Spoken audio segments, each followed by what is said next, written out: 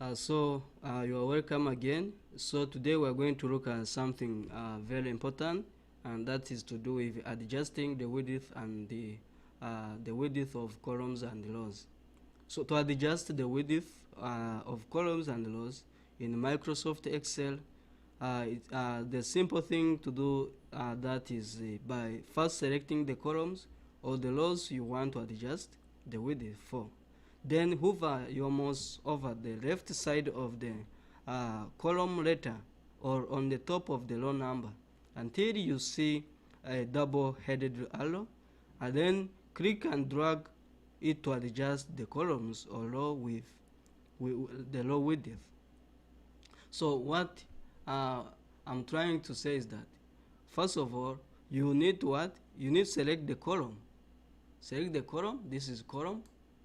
After selecting that column, go ahead and hover your mouse over the left side of the column letter.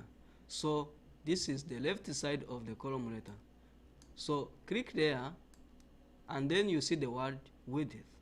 After that, you can drag outward. Drag the headed arrow, then click and drag to adjust the width and the row width to your desired position. So now you can see I've adjusted and I've increased the width of this column. To do the same on any of this, for example, I will select column E.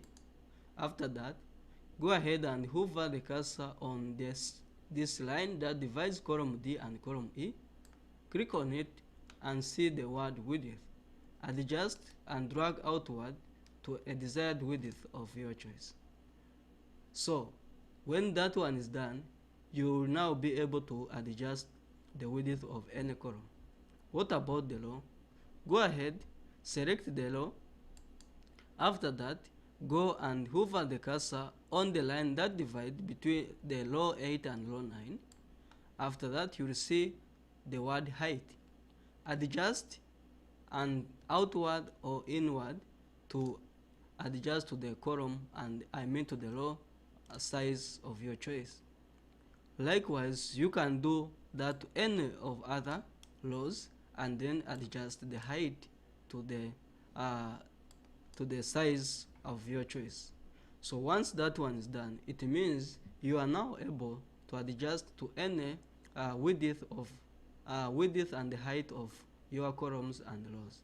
So remember, the reason why we do this is because sometimes the data values you are dealing with in Excel may be too long to fit in a cell, but then because you want to adjust so that the values can fit there, then you have to do that. That's why it is very important to know this technique.